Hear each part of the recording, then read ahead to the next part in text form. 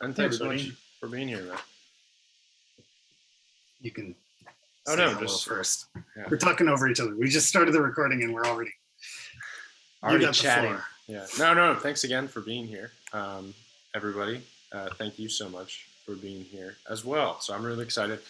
Matt and I were talking about this topic for a little while, and we see it as sort of maybe a natural continuation to another talk we gave a few months back. And, I think the material sort of speaks for itself. So I'll go ahead and, Matt, let you jump into it.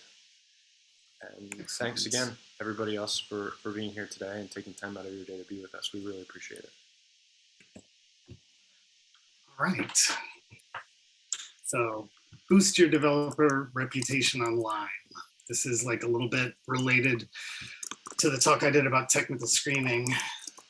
I'm going to turn this down a little so it doesn't distract me with the echo.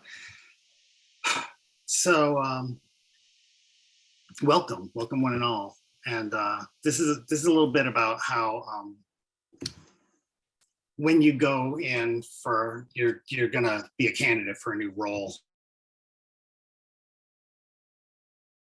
you have to be aware that they don't just talk to you there in the room. They're going to have a total picture of you and your personality based on all of the breadcrumbs that you left all over the internet. And that's sometimes intentional things that you've set up that are your portfolio or your different participation with different forums that are related to your work. And then also sometimes things that you might think are more personal and you might be a little bit surprised, that they know about it. But you just have to make sure that you understand the whole picture of your social profile online. So this is our agenda for today.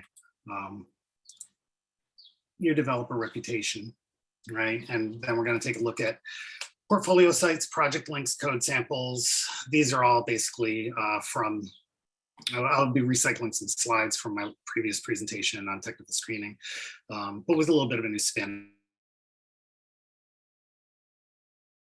All of your public profiles with certain criteria in mind, asking whether they fulfill certain criteria. And then we're going to talk about online communities and different opportunities for you to sort of enhance your reputation by participating in online communities and by contributing to online communities. So there's the table of contents. Develop elements of your developer reputation. So why do you care about your developer reputation? Hiring managers won't guess what you know, they only see what you show. And employers won't guess what you can do, they see only what you can demonstrate. And then what you take away from open source is not as important as what you give back. And really those are the three main points, I think, of the entire, you'll see how this sort of relates to everything else as we go through it. Elements of a developer reputation. We're going to see this slide twice, once here and then once sort of toward the end of this section, and like the middle of the entire presentation, where we first we're going to look at what it is, and then we're going to reevaluate what we have in light of this. So hiring managers are going to look for what you have done, what you can do, and also whether you give back. What you've done, that's evidence of experience. That's your resume, which, it's sort of feels a little obsolete, but everybody needs a resume still nowadays. You need to have it. Your LinkedIn profile in some ways has replaced your resume as the main thing that people look at. If you use your LinkedIn profile intelligently, then you can definitely get a lot of mileage out of it, even more so than a well-crafted resume, because it gives you the opportunity to link directly to your previous employers who presumably also have a presence on LinkedIn. And then if a hiring manager is looking at that, they can click through that. They can see the website that you worked on. They can see who else works at the company. They can see the person that was your manager, and they can write to them directly for a reference. They don't need to ask you for a reference. It's all connected. It's all wonderful on LinkedIn. If you fill it out right, if you really do a good job with your profile. Then portfolio websites. I'm always a big fan of people setting up portfolio websites. And it doesn't necessarily need to be, if you're going for a Drupal job, you don't need to have a Drupal website. If it's a WordPress job, you don't need to have a WordPress website. If you're going for a Laravel job or a Symfony job or a Spring Boot MVC job, you don't necessarily need to use the same platform for your website. But it does help to have something online that shows that you know how to publish something online and that functions as a portfolio of work that you've done up to this point. Now, if you've got project links, really are kind of, we'll get into more detail later. I guess I'll just read the table of contents. But basically, if you've got things that are live now that you built, you should link to them directly. If they are live, but they're not on the public internet, sometimes you make a site and it's only behind a VPN on a private corporate screenshot of it and include that with a description of what you did.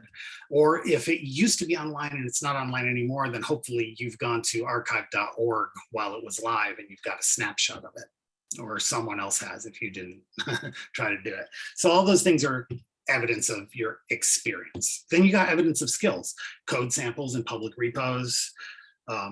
There's the usual suspects, GitHub, GitLab, and Bitbucket, which I always mention, and also git.drupalcode.org, which is Drupal specific, and you get the opportunity to log into that with your Drupal.org account if you make one of those. If you don't have code samples that are full, that you can just have snippets that are just little pieces of code that kind of do something interesting, but they don't really stand alone as like an app or a site. And very often you see these in these code playgrounds like CodePen, JS Fiddle, JS Bin, CSS Deck, Code Sandbox, Glitch. All of these are active links. If you, I'll just mouse over it, but they're all active links. And if you download, I'll make sure I upload a PDF of the slides, and also we can link to the slides on the beautiful AI platform. So all of these are worth taking a look at. I'm not going to get too in depth about any of them.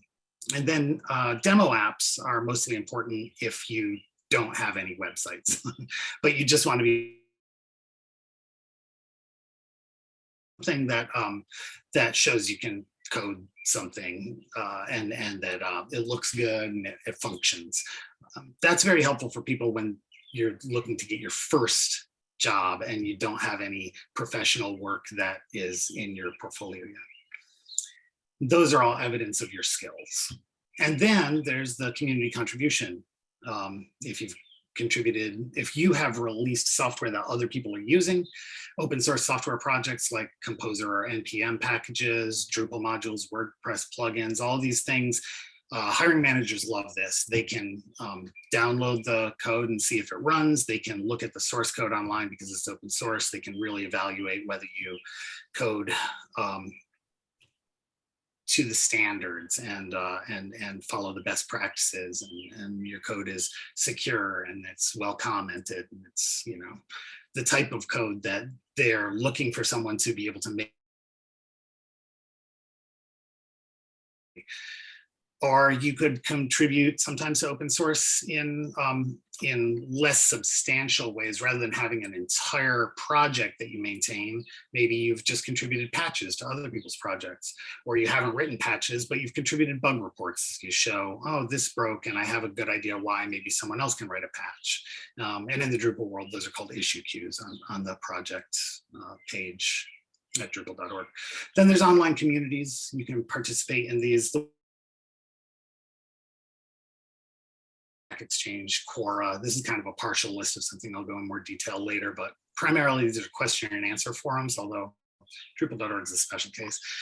You can also do blog writing or presenting, like me at this Lunch and Learn today, or speaking opportunities at conferences, and different forms of networking.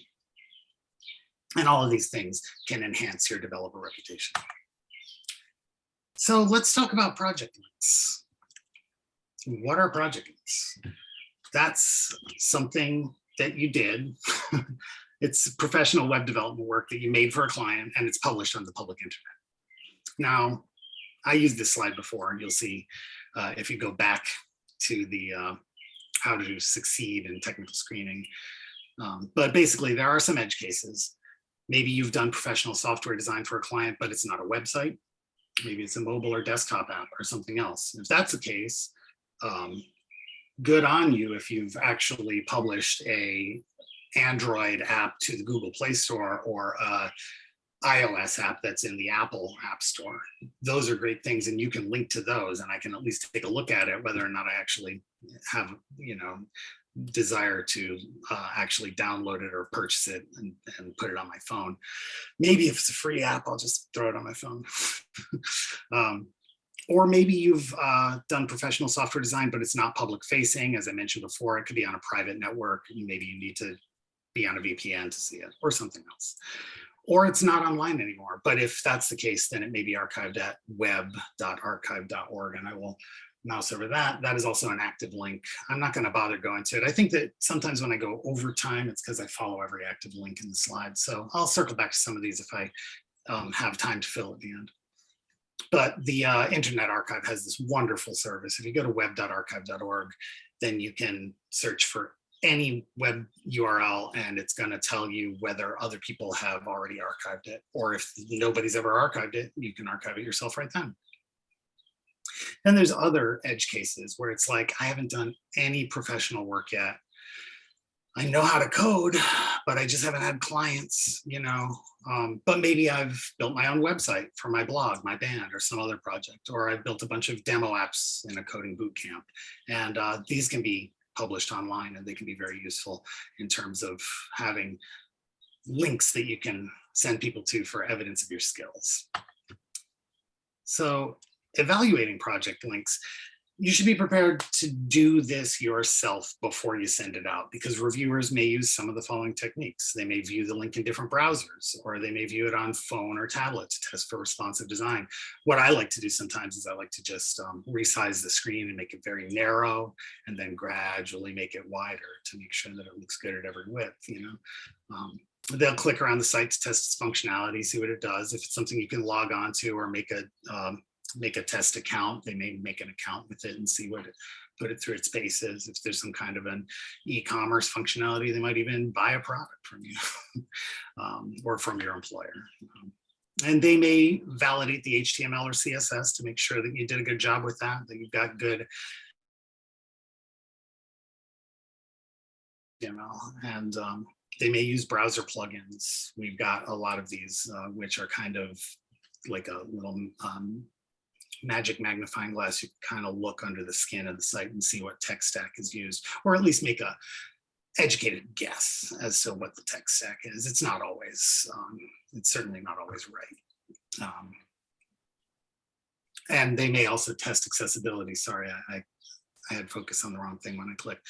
They may also test accessibility for WCAG, for 508 compliance, and color contrast, navigability with text-to-speech, JAWS or NVDA, VoiceOver on the Mac, Orca on Linux, if anybody uses that.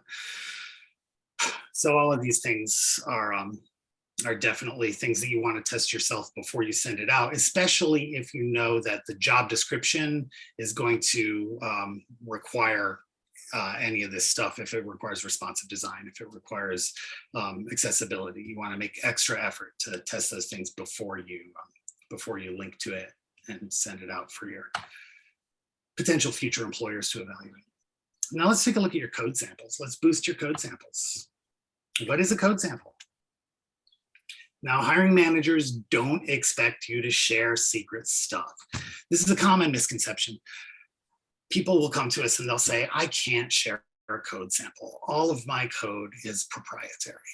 And I can say, we get that. We don't want you to share any of that stuff.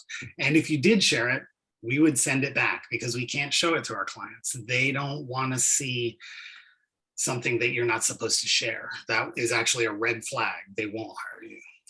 But that is why they do expect you to provide public code samples that are released under an open source license, such as the GNU GPL or the MIT license, BSD license, Apache license, there's a million of them, or just in the public domain. Maybe you didn't even bother to put a license file in the repo.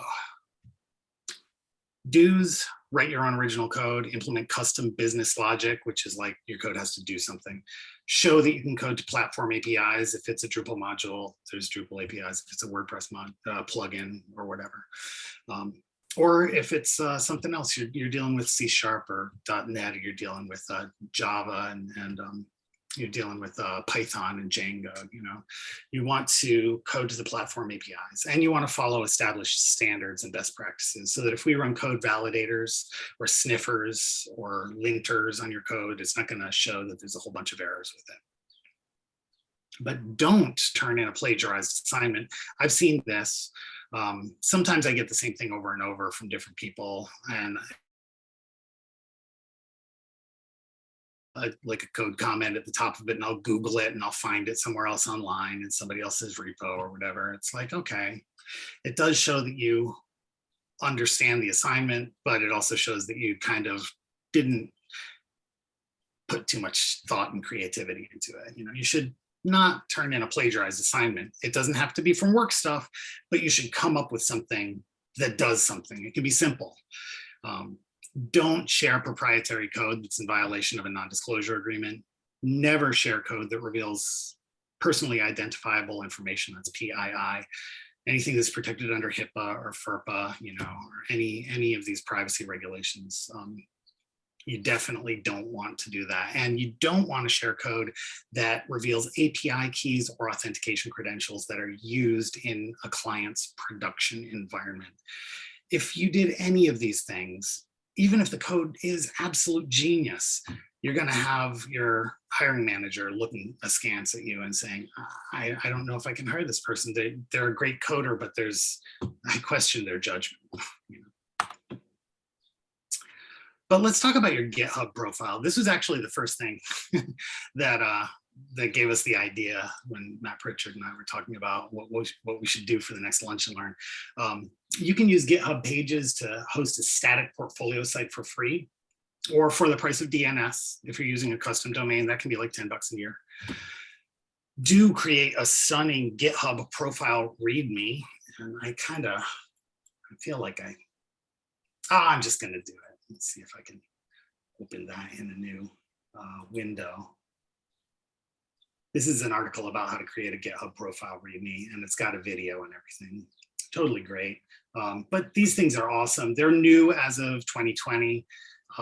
You have to make a special repo, which has the same name as your GitHub profile. And when you do that, it says, okay, this is a special repository. Its README.md will appear on your public profile. And then you can do all kinds of cool stuff with it. You can add all these icons or add these widgets that show your GitHub stats and do all kinds of cool tricks with it. So highly recommended that you do that. I'm just gonna close that. And if you do, this is another great suggestion. I did this for a little while. Just make your New Year's resolution or whatever to commit at least one line of code to GitHub. It really doesn't have to be a high impact thing, but as long as you do a little bit every day. And then of course, when you're working on something, you might be doing 50 lines of code or 100 lines of code or 500 lines of code that day or whatever. If you do it every day for a year, then your profile contribution graph will look amazing. Now I did it for a year. It wasn't from January to January. So if I show you this, you'll see where it tapers off, but this is going to be my skyline. You guys can see this. That is my profile contribution graph from 2020, and you can grab this thing and you can move it around. It's like a virtual reality thing, And each of these corresponds to a day of the week, and the 52 weeks of the year. And you can see some days I did a lot more work than others. It looks like a cool cityscape with all these skyscrapers in it, and I love it. But that's not, I feel like I didn't, probably should have used, here we go. Is this their back button? There we go. It opened it in a new tab, so there we go. And also contribute to other open source projects on GitHub. That's for free. That's just like you get Flair. If you've seen Office Space, you know you have to wear your pieces of flair. But you'll get these cool logos and icons and stuff in your GitHub profile that show other organizations that you've contributed to their software, and that's great. Don't do this. Don't publish a lot of unfinished projects that don't do anything. Then when the hiring manager gets there, they're going to be like, oh, you've got 350 GitHub repos, but none of them are relevant to the job, and I don't have the time of day to go clicking through them and figure out which one I'm supposed to be looking at. At least if you've got 350 unfinished things, then at least just pin a couple of good ones, you know, in your top 6 there, so that I know what to look at, or tell me like a direct link to a specific repo that I should be looking at. Oh, that is your Laravel, you know, or that is your Symfony, or whatever it is. You know. That goes a long way. And don't publish projects without a pretty good idea. It's okay. It's going to be like, oh man, this is like NPM or Yarn or something. I'm going to try and spin it up. Oh, it's throwing errors. It's the wrong version of this. It's old. It's obsolete. It's not going to start. I don't know what to do. It's great to have all of your project dependencies bundled if you can with Docker, so that you've actually pinned the version of everything using something like Lando or DDEV or Doxel, or just using Docker Compose. I highly recommend that you do that with your Git repos. But if you don't do that, then at least do me the favor of publishing a README that says how to start, how to build it and start it, and what the dependencies are. If it depends on some weird version of Ruby that's an old version and I'm going to need to try and figure that out, let me know. You know, don't leave it to me to figure it out. I'm not going to spend more than a half an hour trying to get your program to run. And if it doesn't run, I'm not going to consider it a very useful, you know, I may be able to eyeball it, but it's not the same as something that I can actually build and run that works and does something cool. Let's talk about your portfolio site. Let's boost your portfolio site. So I reused this slide from the last thing as well, but it's the Holy Grail to me is a portfolio website. It combines so much stuff. It's a lot of the same stuff that you can get in your LinkedIn, and it's a lot of the same stuff that you can give me project links or demo apps, or link to different GitHub repositories. You can have this all organized in your portfolio website. And let's take a look at why they're so great. We're looking for project links that show regular activity up to the present. We're not really looking for a portfolio website that you made 10 years ago that has your old sites up till 2010 or 2011 and it doesn't have anything new. That's not great. If your sites are private or if they're archived, well, if they're private, I'd like to see screenshots, and I'd like to see like a description of what you did for the site. Or if it's no longer online, it's great if you can link to an archive or at least have a screenshot of it and a description. Also, demo apps, if you've got them, a lot of people will put these up in the early days when they first put up their portfolio website, and then they kind of move down, you know, or onto a back page, and they're no longer on the front page of the site. Once you've got a portfolio of actual client work, then that kind of comes center stage. What makes a bad one? Lack of project links, vague descriptions. I actually had somebody who said, I had several clients, including nonprofits. And they said this for various periods that were like every 6 months for several years, they said the same vague description. So I knew that they kind of were lying about something. Also, if there's a lack of recent projects, it makes it look like your best years are behind you and you haven't really done any work lately. So it's good to keep it fresh and try to, you know, keep your saw blade sharp, keep in there.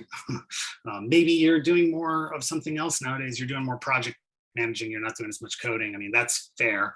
Or if there's gaps in your resume for some other reason, you went back to college or something, you know, like, I don't know, could be anything, but those things don't necessarily work against you, but it is great. Like the best candidates are the ones that have like a sort of upward career trajectory. When they come to me, it's like, okay, you did some junior stuff, you did some mid-level stuff. It looks like you're ready for a senior role. You know, that's the best. I mentioned this before, but you don't need to put up a Drupal site just because you're looking for a Drupal job. You can use a static site. And we call this now, the buzzword is Jamstack. This is for JavaScript, APIs, Markdown is the original acronym for Jamstack. But the term has come to encompass a lot of different tools that are sort of static site generators that might hook up to a data source, whether it's a RESTful API or a GraphQL API or something like that. Or in some cases, it hooks up to a database, but then it just generates a static site to a special directory. And then you can just take the static HTML and CSS and JavaScript that's made by the generator, and you can host it somewhere. I mean, literally, you can host things on GitHub pages or Netlify for free forever until the company goes out of business. The only caveat with Netlify and GitHub pages is that if you want it to be at your domain, like my site is at hotwebmatter.com, then if you want it to be at your domain, then you have to pay for domain registration. And I'm not sure if GitHub offers DNS, but Netlify does. It's an accredited DNS registrar. It's accredited by ICANN, the Internet Corporation for Assigned Names and Numbers. So you can buy your domain from them for like 10 or 15 bucks a year or whatever. And then you can have just a GitHub repo or GitLab or Bitbucket, wherever your Git is, and have it just build that site in a pipeline and spit it out on Netlify. And GitHub pages, same way. That started out with Jekyll, which is it's made out of mostly Ruby and some YAML and some JavaScript, but it's a Ruby-based implementation. And GitHub Pages was born to support Jekyll in the first place. But you can do a lot of other things with it. There's Hugo, which is very, very popular nowadays. It's in the programming language Go, which is from Google, and it has a very good reputation. I haven't used it. There's Gatsby and Next.js are React-based static site generators. They are consistently in the top. In fact, the list that you're seeing here, starting with Next.js, then Hugo, then Gatsby, then Jekyll, then Nuxt, which is not Next. It's sort of the Vue version of Next, like Next.js goes with React and Nuxt is built on Vue. But these are the top 6 on this list of generators. And I will go ahead and click on that. This is the Jamstack website. And it explains all about what is the Jamstack, why do you want to do it in the first place, what is it all about. But it also has this great little list of just, I mean, you can 333. There's 333 different static site generators here. You can pick your favorite language if you want it to be in, C++, C#. If you code in F#, I have not. All of these things are in here, and there's static site generators built in. Look, Perl is still around. Awesome. I used to do Perl back in the 90s. So this is worth taking a look at, and there is a link to it in the presentation. I'm going to exit full screen so I can close the tab, and then I'm going to go back into full screen. Highly recommended that you use one of these static site generators to make a portfolio website. And there are tons of open source templates out there. If you just Google for it, just ask for whatever platform you've picked. You want to do Gatsby, or you want to do Jekyll or whatever, and you pick one out, and then you're gonna Google for portfolio templates, and there are a million of them. And in fact, my own website, I used an open source Jekyll template, which I occasionally, sometimes a candidate will come to me and I'll see that come back to me in the wild. But I also made sure that as an open source software user and advocate, I also, when I made changes that improved that template, I contributed them back upstream, and I have contributed several times to that template, and that's reflected in my GitHub repo. So enough about static sites. Let's talk about your public profiles. I think this is the real meat of the thing. auditing your public profiles. So what's a public profile? These are your profiles on various social platforms. They're published on the public internet. They should link back to your portfolio site or contain project links. Your LinkedIn profile is the big one. It is your de facto resume. And in some cases, it's even more important than docx or PDF or paper resume. Then if you do Drupal, and not everybody does Drupal, but a lot of people at Esteemed do Drupal. And if you are looking for a Drupal role, very often you will not get a callback from the hiring manager if you don't have a Drupal.org profile. So everybody, if you don't have one, go get one now if you're interested in a Drupal role. You know, get one right away. And then whenever you encounter a problem with Drupal or a bug, use that account to go and check the issue queues and participate in the issue queues, file bug reports, see if you can make a patch and contribute the patch. If you're lucky, then your patch gets merged to the upstream developer's project, and then that's credited right in your profile. It's all automatic. Drupal.org is unique in the free software world in the way that they keep track of all of your contributions. Code and community non-code contributions are all automatically cataloged in your Drupal.org profile. So that's really great. You also can consider source code version control services to be public profiles. You might think they're code samples, but like your GitHub account is not a code sample. And even if you have 333 repos in your GitHub profile, you may not have any code samples in there that a hiring manager is looking for something relevant. So code samples have to show that you can implement business logic by coding to APIs. So you could have a lot of repos and none of them are code samples that your future employer is looking for.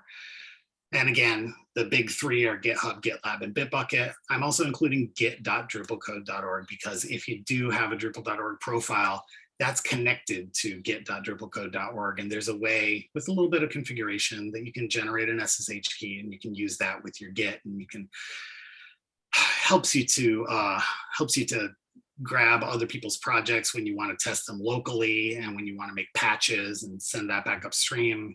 And it also helps you if you ever have your own project that you want to publish, that's going to be that other people can, when they're composer installing their Drupal project, they can composer install Drupal/my module. You know, that's really amazing. But let's talk about LinkedIn a little bit more. I'm going to give credit where credit's due. It's always good not to plagiarize. And the tips below are quoted from this YouTube video, which I've linked to, and you can even see it on the screen if you want to make a note of it. This guy, Bryant Tunbutter, is very entertaining. He calls himself the Kim Kardashian of software developers because he has something like, I don't know, 17,000 followers on LinkedIn or something. And his recommendations are to land your first job in tech, which is the hardest. You know, you got to get your foot in the door. Once you have experience, you'll get hired. But before you have experience, and they'll be like, oh, it's an entry-level role, requires 3 years experience. Why? You know, and I have great candidates lined up. Oh, they went to coding boot camps. No, we don't want to interview them. They don't have enough experience yet to be a junior dev. I just don't get it. But his advice is golden. He says, get to 500 plus connections.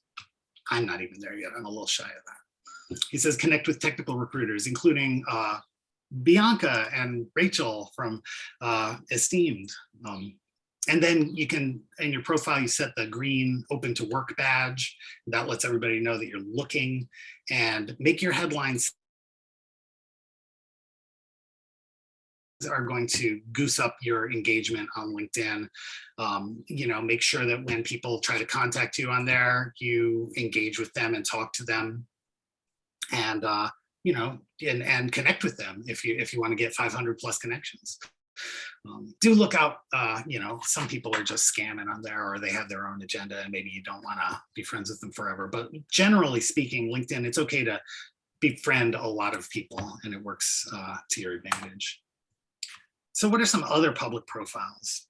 There's QA forums like Stack Overflow or Stack Exchange.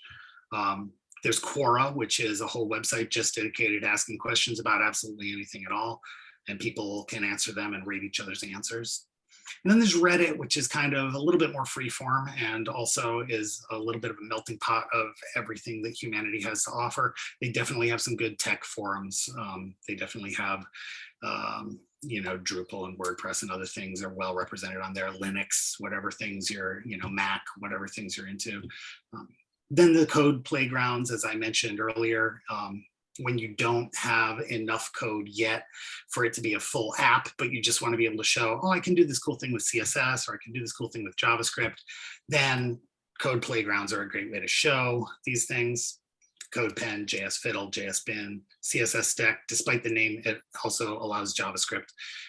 Code Sandbox, Glitch, I think got bought by another service, but it still is the same sort of thing. Also design sharing sites, which aren't really code playgrounds. They're more like portfolios of little, of just images that are screenshots of things. And very often UX specialists, UX designers will use these to show their wireframes and kind of their design process. So Behance, and there are other ones. I don't really look at them too much. I'm generally, even for front end, I'm generally looking for the code. but these things are good. And if I run across a candidate who has them, they certainly, you're not penalized for having design sharing or thumbnail sharing like that. And then also social media services. I'm throwing this in there just because if you don't make your Insta private, then you run the risk that a hiring manager might look at it, whether or not you really use it for work. I personally, I don't look at Facebook and Instagram unless I have no other public profiles. If I can't find GitHub, you know, they're applying for a Drupal role, they don't have a Drupal.org account, you know, it's like I'm looking for anything that's gonna be work related, and I can't find anything about this person except for their Facebook page, then I might hazard a look at it. And sometimes it's even got something kind of tech related in it, now rarely.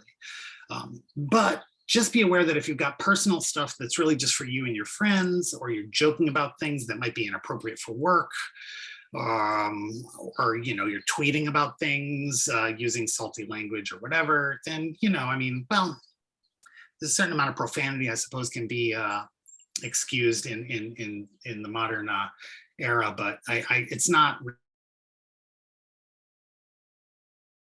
your social media have anything offensive in it, right? Because these things may be evaluated by the hiring managers if they're public.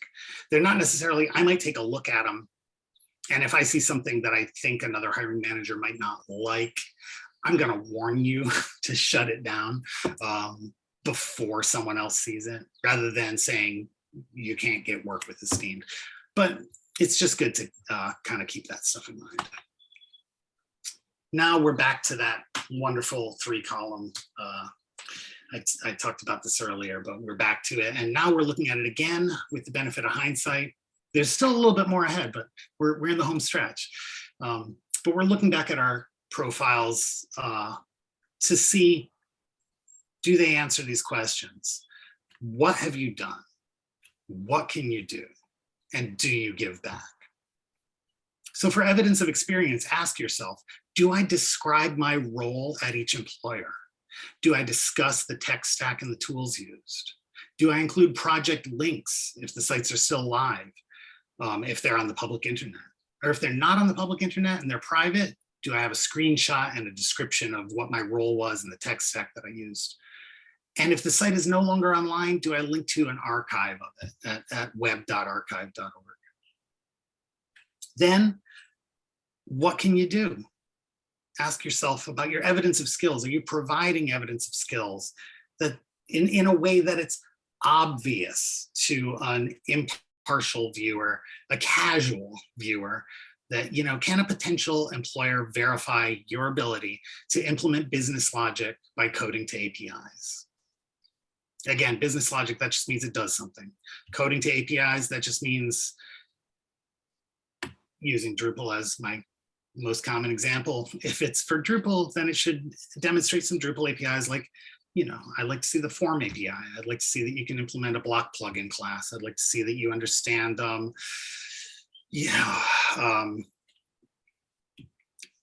like class-based, dependency injection and all of the things that you're going to expect to, routing or route controllers or service classes, things like this, and I want to be able to see that the APIs and that you can code to them. Does your public code adhere to standards and follow best practices? This includes, like, is it secure? Does it sanitize inputs? It also just includes things like, are things indented properly? You can just run a linter on it. You can just have that. You can set up your IDE, whether it's whether you're using PHP Storm or VS Code, or whether you're just using something like VI. You can set it up. So Vim certainly can be set up to automatically indent stuff for you. Or if you don't do that, you can lint it before, you can make a Git hook so that you lint it before you commit it and make sure that it's all clean code. Do your code repos have a readme.md file that explains how to build the project? So frustrating when they don't. And then you're looking at a half-broken project and it just doesn't work, And do your code repos link to functioning demo apps in production online? And then ask yourself whether you give back. Have you made public contributions to open source code? Have you opened issue queues or filed bug reports?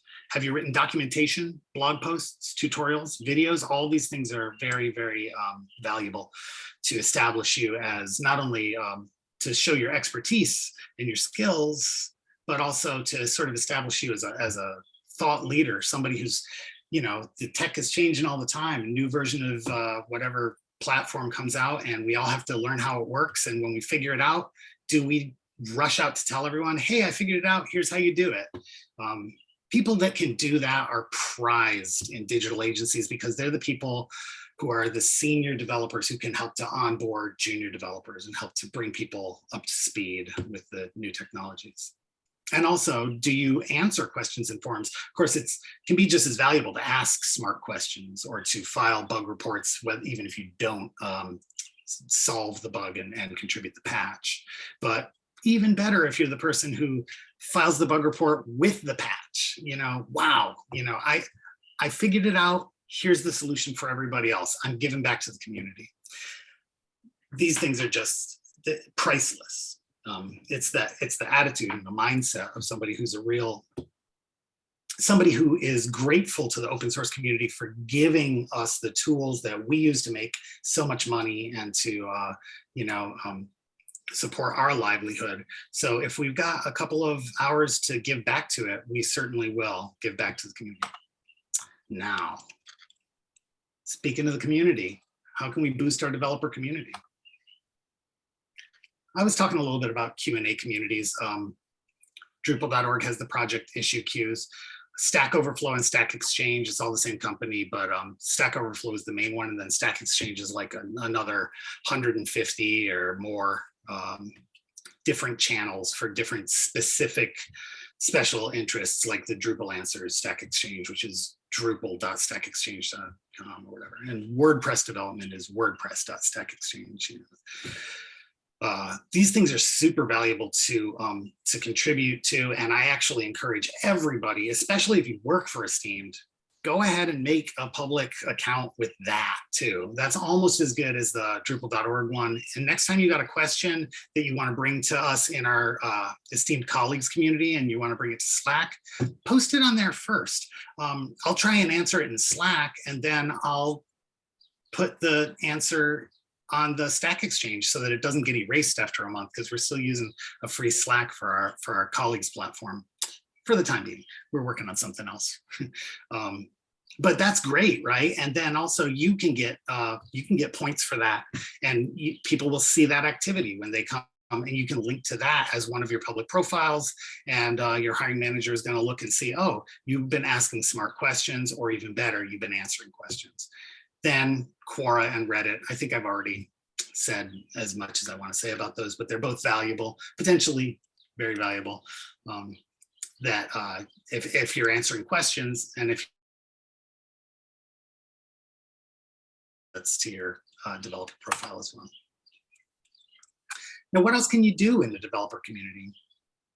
You can write blog posts, documentation, tutorials. You can participate in discussions, not just Q&A forums, but sometimes just like live chats with people on platforms like Slack or Discord or Matrix or Mattermost. You can attend events physically or virtually. You can become a speaker. Like me today, I'm giving a presentation, and you can do this. You could do a lunch and learn for Esteemed. If you feel like you're a subject matter expert about something, you could definitely do one of these. We'll record it, we'll put it on YouTube with your name on it, and then you can link to that and say, look what I did, guys. And that's gonna help you get a job. Or you can just network with the other members. Certainly, and when you go to these events, if it's like a conference or a camp, that's dedicated to a specific technology, you're going to see a lot of people there who work for the digital agencies that you might want to work for, and you get to meet them and assign a face to that name and make a connection, and they'll get to meet you and think, oh, this is a person who's interesting, who's passionate about something, who I could see them being an asset to our team. That goes a long way, and you might get a job. So amplify your voice. Think about what things you've learned this. If it's brand new emerging technology, the brand new version just came out, oh, there's a new bug in the very latest version of Drupal, and I worked on it and I figured it out, or I did something kind of crazy with Layout Builder because it's still got some rough edges, and people are still trying to figure that out, and I can write an article about it. Or if it's something else that you're an expert on, you've got your own take on agile projects with continuous integration, continuous development, with test-driven development. You can write an article about that, and I'm not the one, but talk to the other Matthew Pritchard, and you could, we can hire you. We pay people to write for our blog. Or if you have ever worked for a digital agency that has their own blog, a lot of them do, then if you've written an article that's on, I'm trying to think of agencies that have blogs where I see cool articles all the time, Lullabot or Media Current, Oomph, they're out there, and they definitely will publish things about WordPress or Drupal that have interesting tips or interesting tutorials right on their own digital agency blog, which they use to drive SEO to their site. That's, if you've got that shows that like you worked at a place that valued you as a contributor to their organization so much that they trusted you to write an article and represent their expertise on their own domain. That's great. There's also these like Medium, Hashnode, Dev.to, Ghost. They're platforms. Some of them are paywalled, some of them are free. They're just platforms that are tuned for you to have a personal blog that you sometimes you get it for free, or if in the case of Medium or Ghost, I think you have the option of paying like $5 or something to get a paywall on it, so people they only get to read a certain number of articles for free, and then if they read your article, you can get tipped out after that. Or it's kind of I don't know. Yeah. I think you have to get a lot of hits to make any money doing that, and I personally am not a big fan of paywalls. I'm a big fan of open, information wants to be free kind of hacker ethic, but certainly these things are good. Or if you have your own personal website. Now, this is a little different from anything else because I didn't get into this. Hosting a real website that is going to be like a full CMS-based website that's Drupal or WordPress or some kind of MVC, like whether that's, Python and Django or Ruby on Rails, or it's something like, I mentioned, I think, Java and Spring Boot MVC, or there's so many different ones that actually have to have not just like a server, whether it's Apache or Nginx, that supports like a programming language, or in the case of Java, it might be Tomcat or whatever. That's also Apache, but it's a different server. You know, and then you also have to have some kind of data store, and then you know, it's a full server. So you have to host it on something like Linode or DigitalOcean, or you might use, if it's Drupal or WordPress, you might use something like Pantheon, or if it's Drupal, certainly Acquia is probably the fanciest hosting of all. It comes straight from the people who build Drupal, you know. So all of these things are different choices for full hosting, or you could use different like there's these shared hosting services like DreamHost or whatever, or you could get, you know, I mean, there's so many different options. I don't want to even get into it because it'll take up a whole presentation of its own. But if you do have your own personal website that's like a full stack website of your chosen tech stack that you're trying to get hired in, then certainly if you have your own blog on there and you have really smart articles about stuff, that counts in your favor. I even count it in your favor if it used to be online. It's not online anymore, and I can find it in the web archive at web.archive.org. And if I find old articles from, like, you know, you wrote something in 2005 about Drupal, I'm like, wow, they were really passionate about this all the way back then. That counts for something, as long as you also keep your skills fresh and you're staying up to date with stuff, and we can put you to work on modern things that people are building now. Or there's speaking opportunities, you know, the Esteemed Lunch and Learn. Again, I'm not the person to talk to, but Matt Pritchard can book you an opportunity to do exactly what I'm doing today, a slideshow and a lecture, and be the subject matter expert and talk to people about that. There's tons of tech conferences and camps, depending on what your niche is. And you can attend these things remotely, which I have done ever since the onset of the pandemic back in 2019. I've started going to so many remote events, you know, and I find that I do more traveling now than I ever did. Country, and sometimes even, I don't think I really have gone to anything overseas yet, but I'll consider that. So that pretty much wraps it up. Any questions? How's your developer reputation? Has anybody got a question for me? I'm going to try to bring your, let me see if I can bring the questions to the front and look at the Zoom thing.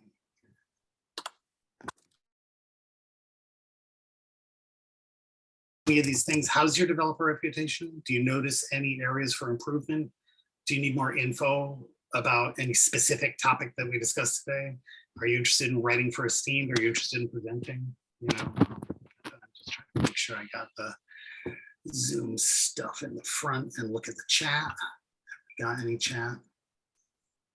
Nobody chatting. Nobody got any questions. Well, if you want to unmute yourself and just ask me a question verbally, I'm down for that.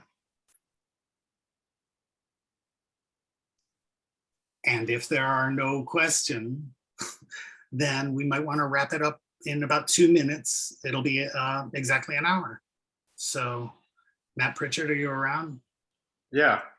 Excellent. Anybody else here? I'm just checking the attendance here. I'm going to type a message in the chat. Question mark. Oh, bummer. Hopefully, for those of you that did attend, got some useful information.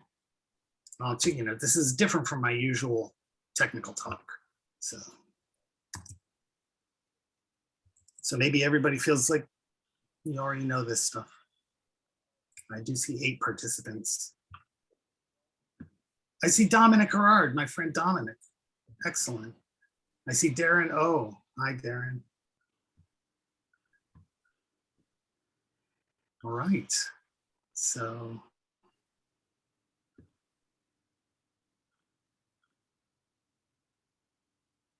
anyone? Bueller? Oh, Dominic is writing. Says howdy. Thanks for the info. Oh, you're welcome. Albert Volkman. Excellent. Cindy Garcia. Hi. Excellent.